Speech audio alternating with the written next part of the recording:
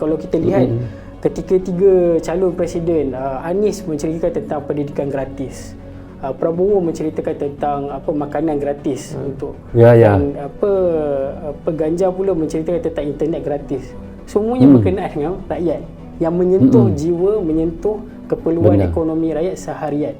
Itu saya rasa paling penting untuk pemimpin di Malaysia boleh mengambil iktibar bagaimana kita ingin melihat ataupun memastikan masyarakat itu memahami dasar yang telah dibuat oleh pemerintah, pada masa yang sama ia merapatkan lagi. Assalamualaikum warahmatullahi wabarakatuh. Guys, dimanapun teman-teman berada, semoga teman-teman sentiasa sihat selalu dan urusan teman-teman dipermudahkan oleh Allah SWT. Jadi guys, kita lihat berita mengenai pemilu di Indonesia tidak hanya dibicarakan di media besar Malaysia guys, tetapi juga di media kecil seperti Selangor TV. Yang mana kita lihat ya, calon-calon presiden yang ada di Indonesia sekarang ini, kita lihat mereka tidak akan bermain kepada isu-isu agama ataupun perpecahan kaum. Itu yang kita suka ya, mereka lebih fokus pada kemajuan Indonesia. Dari apa yang kita lihat juga guys, yang membedakan Indonesia dan Malaysia adalah budaya politik yang berbeza. Di Indonesia tidak ada praktik bermain dengan sentimen etnis ataupun agama. Jadi guys, bagaimana cerita selanjutnya? Tapi sebelum itu saya mohon kepada teman-teman jangan lupa subscribe untuk channel The Wanderer dan klik tombol loceng sekali tanda dukungan teman-teman kepada channel beliau. Dan di hujung videonya seperti biasa saya akan memberi sedikit komentar. Tanpa basa-basi, ayo kita sama-sama simak video ini. Mari. Rozul Channel.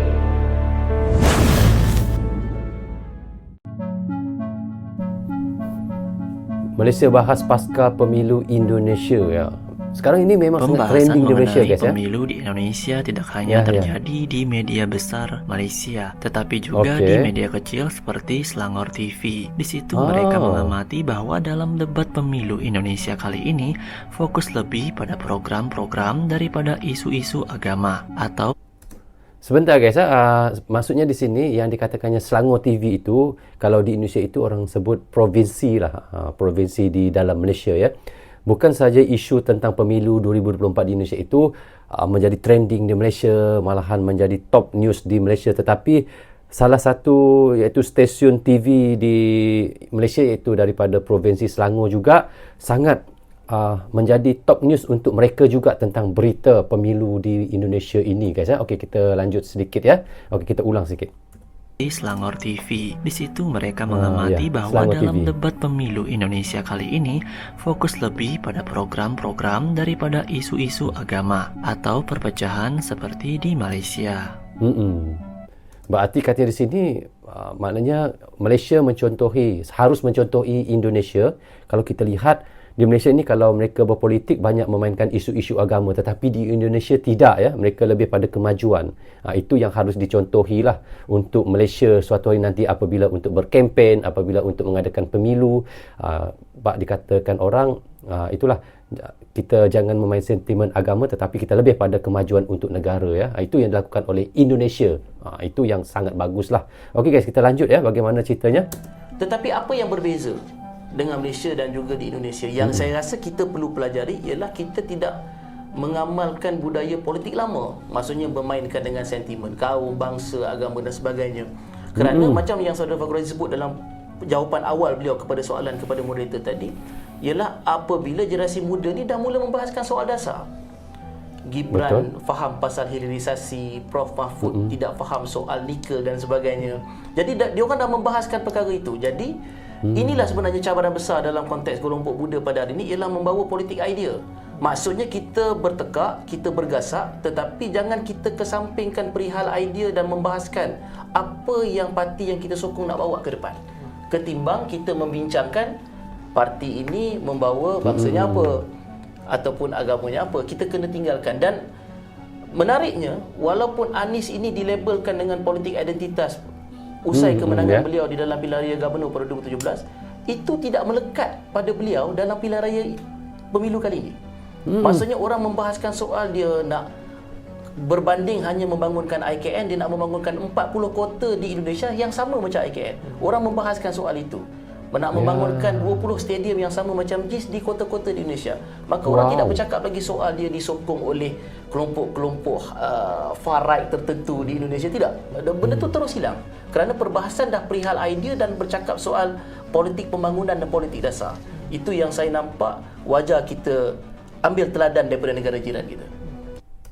Okey guys, seperti yang dikatakan oleh iaitu pakar politik daripada Malaysia ini, dia mengatakan apa yang dijanjikan oleh Bapak Prabowo itu dan Gibran, mereka menjanjikan akan memajukan 40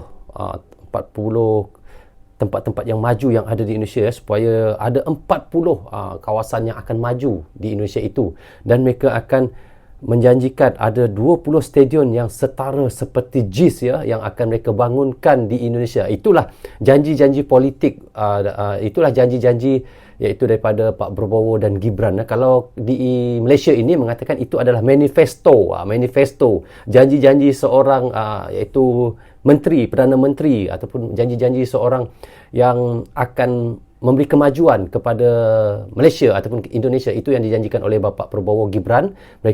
Jika mereka menang, mereka akan membina apa yang rakyat mahukan, kemajuan untuk kota, desa, dan juga akan membinakan stadion setara JIS ada 20 katanya, begitu ya. Memang luar biasa. Itulah manifesto mereka ya. Okey, kita lanjut guys. Demokrasi bagaimana? Menarik bila Cik Dayat tekankan tentang AI. Sebenarnya ada satu part lagi di mana ketiga pasukan kemenangan yang saya jumpa di Jakarta pada hari itu menggunakan ChatGPT. Ini satu perkara yang menarik kerana anak muda ChatGPT lebih mendekati Google daripada ibu bapa untuk mencari jawapan. So pasukan kempen kali ini menggunakan teknologi AI dan sebagainya. Sebenarnya dibangunkan oleh kerajaan, oleh pemerintah Pak Jokowi dan sebagainya, tetapi bagaimana ChatGPT itu boleh mempengaruhi, memberi persoalan, memberi jawapan kepada anak muda, itu adalah satu perkara yang menarik. Kerana perkara itu paling dekat untuk mempengaruhi anak muda selain pada ibu bapa dan rakan-rakan. Jadi saya rasa itu adalah satu inovasi pendekatan politik yang saya rasa akan berlaku di Malaysia tidak lama lagi menjelang beberapa pilihan raya akan datang. ChatGPT dan sebagainya itu adalah perkara yang penting. Dan seperti mana yang saya lihat apa yang berlaku pada hari ini, struktur yang diletakkan oleh Pak Jokowi itu di Indonesia itu adalah cukup saya rasa signifikan. Kerana apa yang dilihat oleh Jokowi yang orang ramai tak nampak, mungkin tak nampak di sini, adalah bagaimana Jokowi meletakkan pembangunan itu di luar Jakarta. Data ada Jakarta Center, sentris Jakarta itu dah tidak ada. Kebanyakan bansos atau bantuan sosial, infrastruktur dari segi jalan raya, pembangunan, even infrastruktur dari segi pengangkutan awam berlaku di Sulawesi, di Papua, di Kalimantan dan sebagainya. Itu membuka mata kepada menyentuh hati masyarakat Indonesia di mana mereka mendapat seorang presiden yang memahami keperluan ekonomi di luar Jakarta itu sendiri.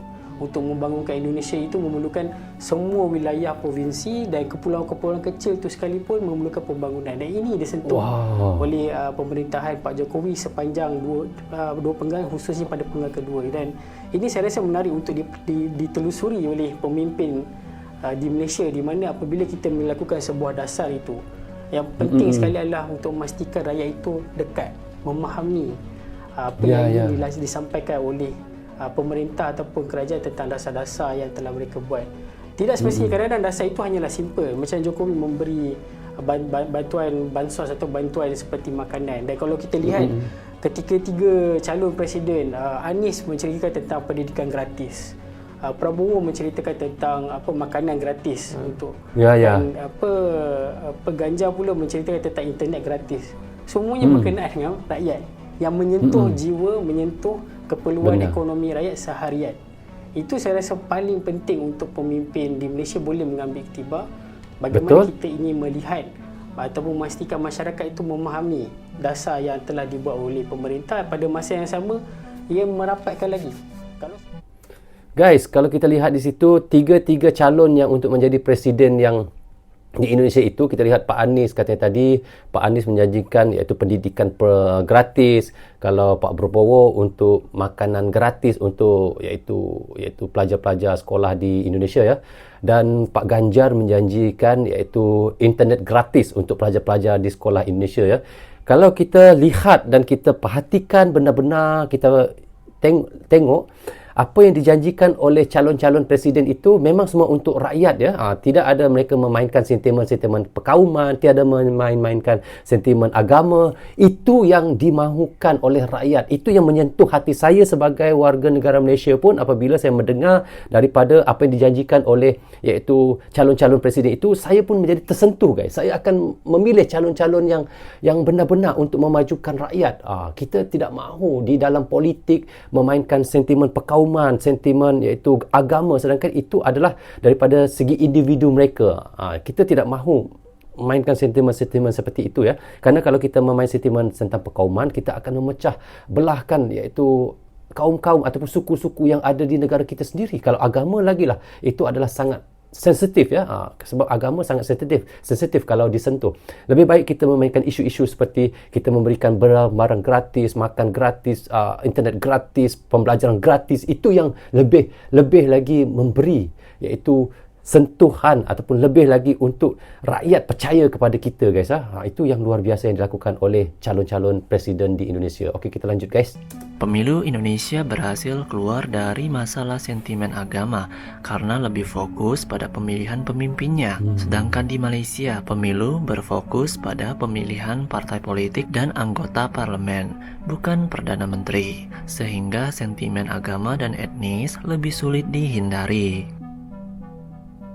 Jadi pengaruh Jokowi dalam pemilu ini begitu tinggi, dan semua parti politik kalau kita lihat, even calon-calon presiden ini tidak menafikan pembangunan ataupun apa yang ingin dibawa Jokowi itu adalah tepat untuk Indonesia. Cuma dari segi perbezaan, dari segi konsep, falsafahnya, mungkin dari segi pendekatannya bagaimana, dan itu sahaja yang saya rasa pemilu kali ini menunjukkan bahawa Indonesia sekarang ni tengah bukan gopoh tetapi tengah gairah untuk ke depan. Hampir 70% mengatakan ekonomi mereka mungkin stagnan, tidak berubah dan sebagainya. Tetapi populariti Jokowi tetap 80%, 75%. Ini memberi signal ataupun masyarakat telah memberi signal awal kepada pemimpin Indonesia bahawanya leadership is very important untuk Indonesia maju ke depan. Tidak ada kompromi untuk seorang leadership itu lemah. Perlu meneruskan leadership itu dengan pelan-pelan perancangan yang lebih baik untuk masa akan datang. Dan kalau kita menyentuh Gen Z ataupun millennial adalah satu fenomena di Indonesia di mana kalau kita lihat sendiri bagaimana saudara Hidayat katakan tadi, Prabowo telah menukar beberapa taktik dan sebagainya. Tapi taktik yang ditukarkan itu adalah berakar kembali kepada rakyat. Daripada general yang kita kenal daripada 2009, general, tetapi hari ini kalau kita lihat kempen-kempen semua mendasari kepada rakyat.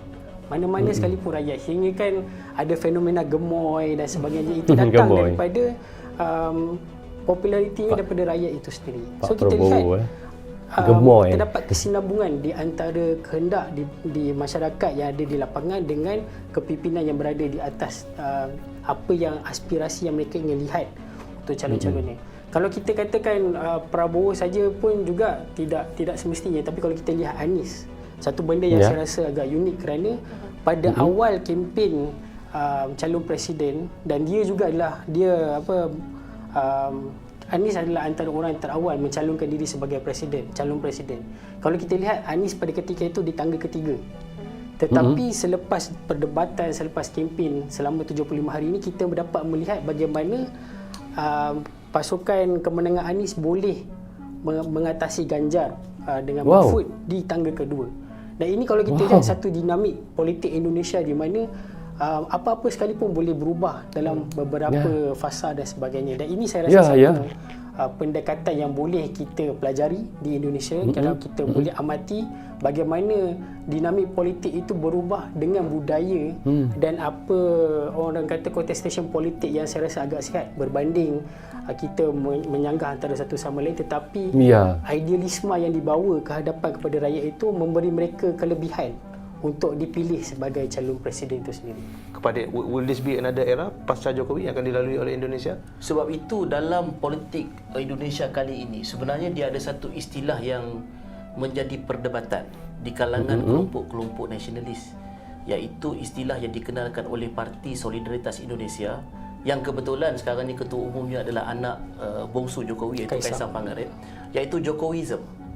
Maksudnya inilah satu bentuk budaya pembangunan, pola pembangunan negara Republik Indonesia yang baru berteraskan bagaimana Jokowi. Sebab itu kalau kita melihat tadi apa yang disampaikan oleh Saudara Fakhru Razi tadi dan ulasan daripada kedua moderator pun, sebenarnya it's all about continuity. Akhirnya this is real politik. Kalau kita melihat Indonesia dikejutkan dengan keluarnya video dirty votes dalam tempoh 72 jam sebelum hari pengundi, dengan mengambil kira, saya ingat beberapa view daripada berapa ni, cecah 10 juta daripada beberapa platform.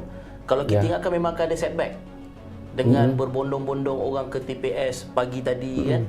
Tetapi ternyata kempen itu berbeza. Hasilnya itu menunjukkan Prabowo boleh cecah. Sedangkan kalau ikutkan survei dapatan awal, mereka menjangkakan Prabowo akan lead dalam 52 ke 50%. Tetapi hampir semua kaji selidik quick poll yang dibuat pada hari ini menampakkan, termasuk kedai kopi sebentar tadi, 58%. Maksudnya ada hike yang agak drastik sebenarnya.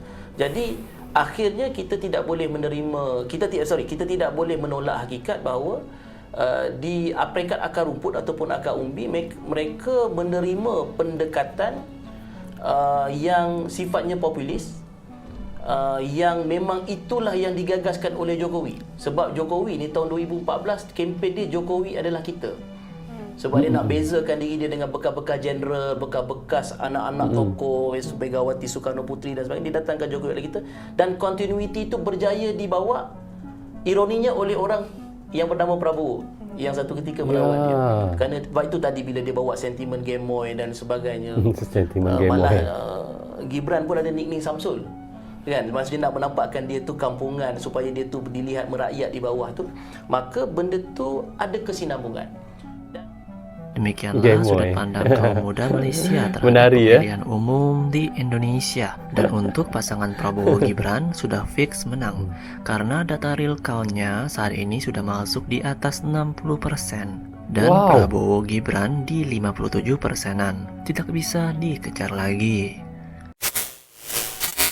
Oke guys, dari apa yang sudah kita tonton dan reactionkan tadi, dikabarkan ya, kita lihat berita mengenai pemilu di Indonesia tidak hanya dibicarakan di media besar Malaysia ataupun menjadi top trending untuk berita Malaysia, tetapi juga media kecil seperti Selangor TV. Dalam debat pemilu kali ini, kita lihat fokusnya lebih kepada program-program ataupun kemajuan Indonesia yang mahu diberikan oleh calon-calon presiden. Mereka tidak akan memainkan sentimen ataupun isu-isu agama ataupun perkauman. Dari apa yang kita lihat guys, yang membedakan Indonesia dan Malaysia adalah budaya politik yang berbeza. Di Indonesia tidak ada praktik bermain dengan sentimen etnis ataupun agama seperti yang disebut oleh Furad, iaitu daripada pakar politik Malaysia tadi guys, iaitu generasi muda mula membahas masalah kebijakan, iaitu sementara itu kita lihat guys, pasangan dengan Pak Prabowo iaitu Gibran memahami tentang hilirisasi. Dan apa yang jelas juga guys, di Indonesia kempennya juga menggunakan teknologi AI yang didukung oleh pemerintah, dan ini menunjukkan inovasi dalam pendekatan politik yang mungkin juga terjadi di Malaysia menjelang pilihan raya yang akan datang juga ya. Selain itu kita lihat pembangunan di luar Jakarta yang diperhatikan oleh Presiden Jokowi memperkuatkan pemahaman akan kebutuhan ekonomi di seluruh Indonesia. Jadi pemilihan kali ini juga menunjukkan bahawa kita lihat kepimpinan yang efektif sangat penting untuk kemajuan Indonesia untuk yang akan datang. Dan kemunculan video The Votes yang baru-baru ini guys, kita lihat menjelang pemilihan menunjukkan tingginya minat rakyat dalam proses demokrasi. Dan meskipun ada prediksi awal bahawa Prabowo akan unggul, hasilnya menunjukkan sebaliknya dengan Gibran mendapat dukungan yang sangat signifikan. Dan ini menunjukkan bahawa pendekatan populis yang dipromosikan oleh Jokowi sangat diterima oleh rakyat guys. Jadi apa yang ditunjukkan oleh Indonesia patut dicontohi oleh mana-mana negara, terutamanya juga Malaysia. Jadi guys, bagaimana pandangan teman-teman?